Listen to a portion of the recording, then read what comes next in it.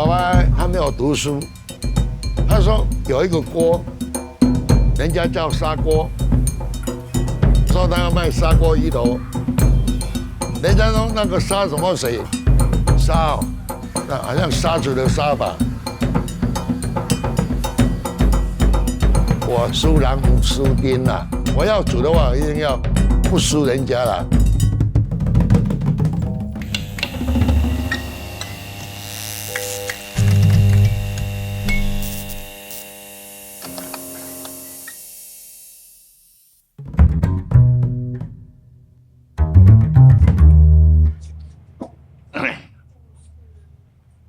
因为我们家大概有9个人嘛，那我们要做生意，我没有空，所以我们大概都会煮一锅，然后那一锅就是我们家有煮白饭，就把白饭拿过来吊走出去外面吃。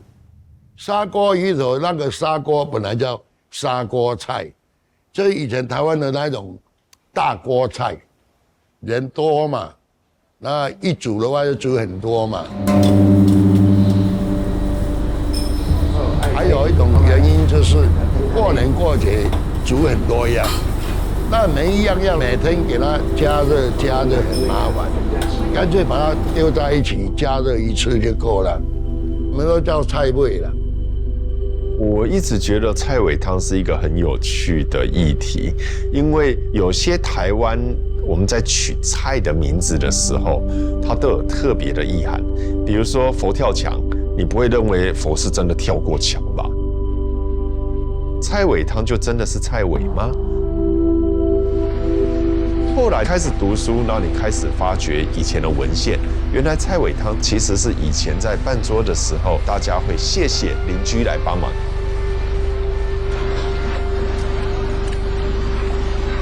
谢谢这个事情给钱俗气，它应该是说固定几道菜煮完以后会留一些剩下来，这个是完全没有动过的，就是宴席级的菜尾。办桌结束以后，这几道菜去再结合一个美好的一大锅，然后呢，把这一大锅拿去送给邻居说啊，不要说钱俗气嘛，但也不要说这个我特地叫总铺师留了几个特别做什么大菜，那没意思。所以说啊，一点点菜尾这种台湾人的人情义理，就是也不要让你有心理负担，但是我的诚意在这里，我跟你说谢谢。在我小时候办桌结束的时候，大家就会拿塑胶袋，你会听到大人在讨论哪一个跟哪一个要放同一袋，它绝对不是桌上所有剩菜放一起。那个时候很多妈妈在煮菜的时候，她会知道 A 可以跟 B 放在一起，那是 get 菜。菜尾汤这样的概念是不同的汤头或食材，经过不同温度、时间点的烹煮之后，会让整体的味道提升。对我而言，菜尾的概念其实是考验一个人对于味道和食材的理解度。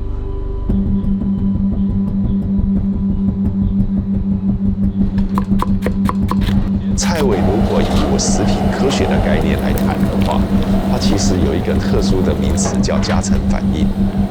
加成反应就是2个不同的鲜味物质加在一起，它不是2乘以2等于4，它是2乘以2等于无限。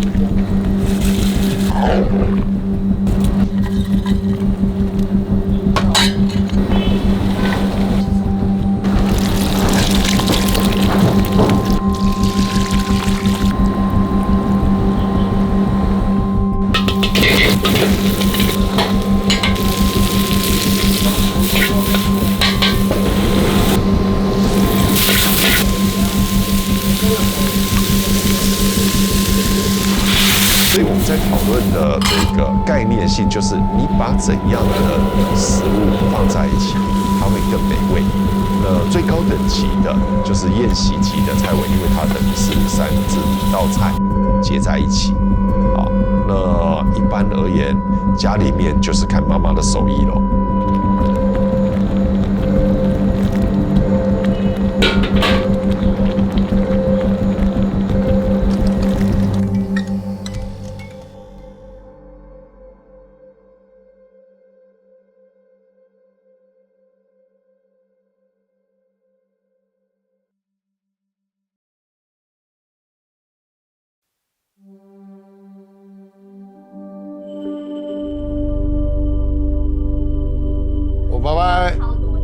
前的在水库就是钓鱼嘛，钓200多条，卖2天就把它卖完了。那客人一直回来啊，怎么砂锅头没有了？很好吃呢。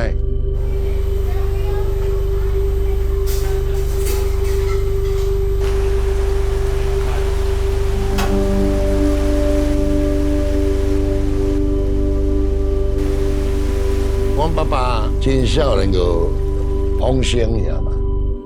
我小6年级毕业，我就一直在忙这个东西了，我就没有读书了。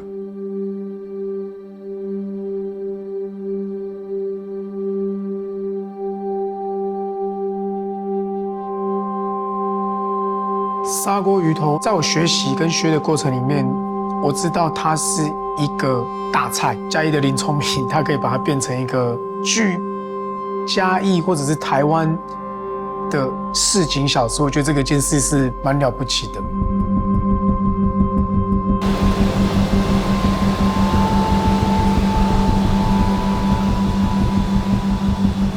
煮东西的人一定要懂一个原理，叫汤头。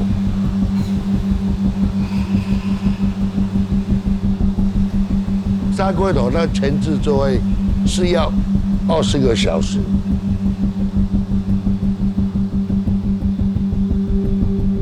我熬这个汤，我是我的生命嘞。我每天在眼睛一张开就是熬汤，电要关掉就是去看汤。早上起来第一个就检查我的汤，那个汤的底色呈现是乳白的，还是有一点杂质黑的。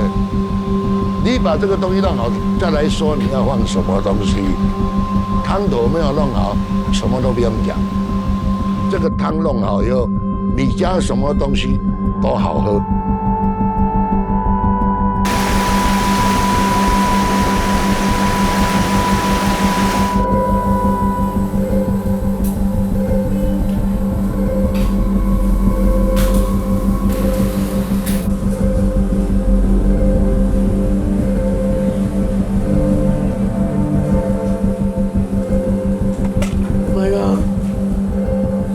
看了主厨要傻眼了，太大了。谢谢。那个菜景包它水也会给来。我最喜欢吃这个，我都说这个是我们店里面的甜点。这才自己做的，三色蛋也是自己做的，啊，鲨鱼圆也是自己做的。鲨鱼圆自己做？对，也是自己做。我们早期小时候是跟人家东市场买，对。后来发现自己做的客人比较喜欢。鱼也是从菜市场买回来的？不是菜市场的，是直接从渔港。你等一下可以给我电话吗？是可以。给我们厂商。我最近要自己做鲨鱼圆哦，但它来它是生的吧？生的，我们自己煮对，自己熏嘛，对不对？自己熏。OK， 那就可以。我刚看了鱼像鱼在前置作业有先腌过味道还是？也没有，其实我们家的东西简单到不行，所以看都没有技术的。唯一的技术就是就是流着汗，爸爸妈妈这样传下来，阿公阿嬷，因为我们家的鱼你看过来，我们鱼就在我们气做的场域，直接急速冷冻到我们的分切厂，全程都在一个保冰的状态。早期的时候是在菜市场路边摊就开始屠宰，可是那时候杀30条50条鱼可以啊，对，而且杀到第100条以后，他就全家就吵架了，吵架完还要扣掉吵架的时间，那个冰度都降温了。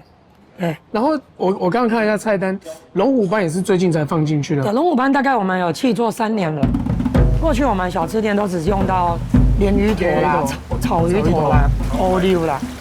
后来到我爸爸的手上，我们爸爸的都是用大头鲢为主。到我的手上，我就又把它新增品项。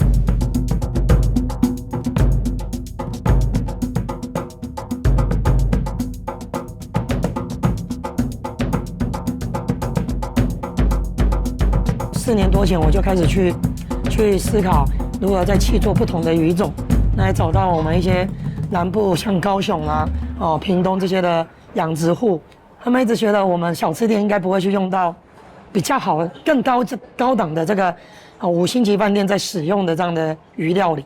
那我们也希望说高级的鱼头，但是常民化小吃店常常吃得到，客人反应也都很好，反应很好。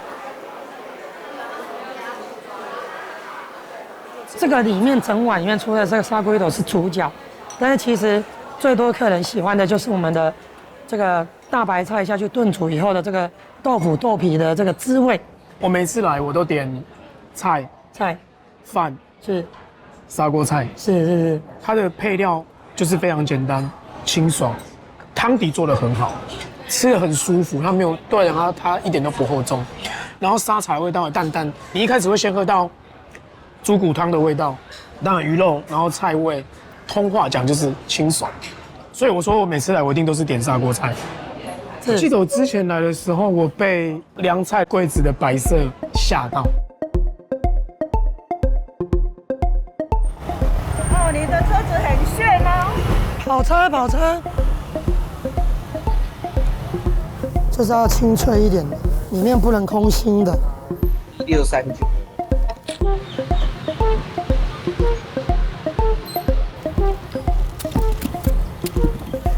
这张剪给我们订过，看来看结账，来茄子，中哦。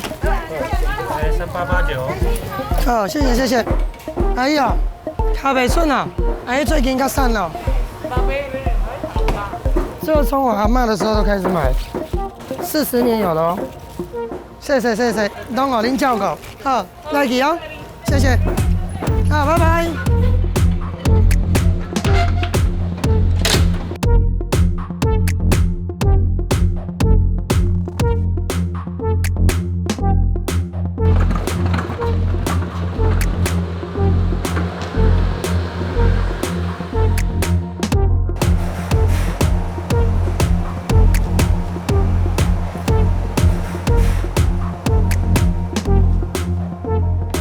凉菜柜子的白色很干净，然后菜什么样的，我觉得都烫得很好，然后色泽啊、陈列都非常的漂亮，那个看得让我就是很有食欲，然后给你淋个蒜泥酱油，然后让你配着你的饭、你的砂锅鱼头吃。你刚刚讲的这2个点，真的是我妈妈从事这个行业40年来，她最重视的就是她的蔬菜，给别人的第一印象，就好像一个伸展台。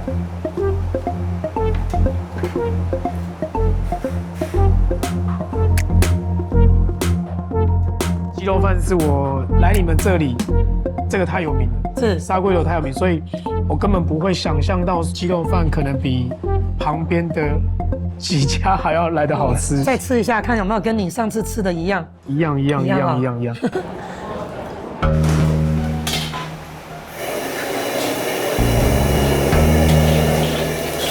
然后油葱味也不会强迫原本鸡肉到饭，然后我觉得都做得很好。我本身我喜欢搞吃的啦，我输人不输兵啦，所以我的鸡肉饭我是很用心的去做，从饭粒到鸡肉到油的熬煮，我都非常用心的去做。油就是你要用鸡油煮开以后，来到105度的油，温度不对的油放进那个米，吃起来那个米就卡卡的。好吃的米，因为你的油不好，卡卡的。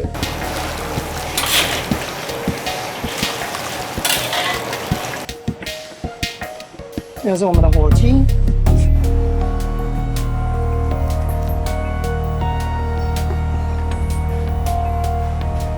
觉得他们家淋的鸡油味跟猪油味没有其他来的这么的重。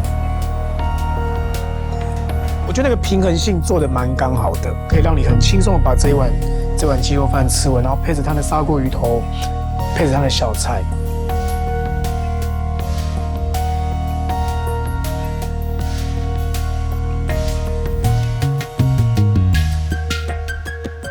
你说你从大学才真正回来接家业？对，是的。那你小时候是不是也很抗拒这件事情？小时候抗拒不了啊，因为你有遇过 BB 扣的时代吗？有。叔叔的年纪有这么大吗？有，我应该跟你差不多。对，我应该跟你差不多。我妈就会夺命连环扣，一直扣119，叫你要回来工作了。基本上我只有大学那4年，也可以出去放空。但是你还是要回来吧？每个礼拜都回来。我有一次是连续6个礼拜都回来，人家要考试了，我还都还回来。因为我们台北读书嘛，安南嘉义，台北跟嘉义不是桃园跟嘉义有高铁的吗？没有高铁，所以我都坐飞机啊。你认真？认真啊，因为坐火车票嘉义到台北大概600块，我忘记是550、600。如果坐那个学生票的飞机航空公司，它打完折1000多块，打完折大概850到950之间。OK， 所以才差个200、300块。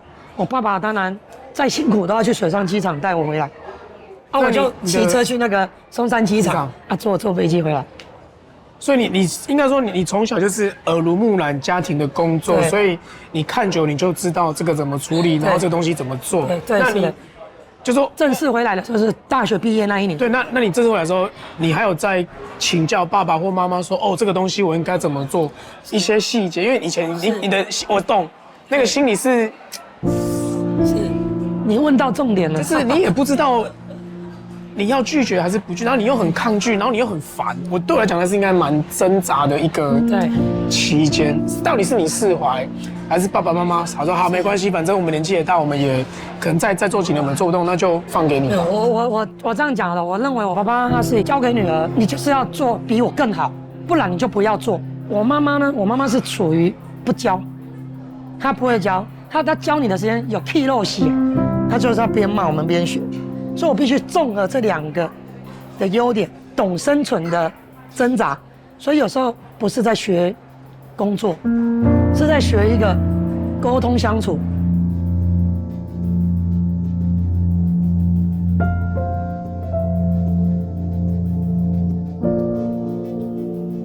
小时候就想说，我从小到大在这边长大，我不会长大还要做这个吧？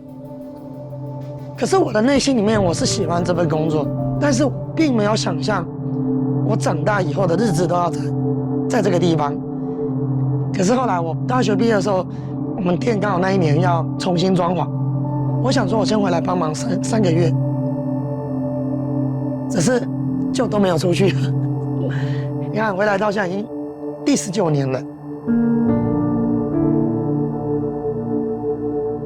嘉慧是一个很上进的孩子啦，因为我们2个都是对自己蛮有自信的啦。他也是有他的东西的，这一点我放在旁边，我有在看了。当然，在我们事业上转型，把我们的东西有稍微对外面这样推广，他是做得非常好。因为我觉得我阿公就是靠这一锅传承下来，那这一锅里面也很承载着非常多的酸甜苦辣。那爸爸他在煮这一锅的时候，他是为了家里面嘛，他在那个很辛苦的过程里面，他没有放弃，放弃就结束了。那你会想到他也做得到，我也要做得到，因为他在对我们这个家庭负责。对我来讲，林聪明这个味道不是只有砂锅鱼头，还有在地的这些照顾过我们的点点滴滴的人们。那我们希望有一天可以推广到更多的地方，到全世界，让大家，原来这就是来自嘉义的味道。因为我喜欢嘉义这一块神奇的地方啦，所以来我这边吃东西有没有赚钱一回事，最重要就是我喜欢的客人要跟我一样。你知道卖东西，人家跟你说好吃，那种幸福感老板，我跟你讲，你们的东西好吃你知道那种感觉，飘飘然会飘上去嘞。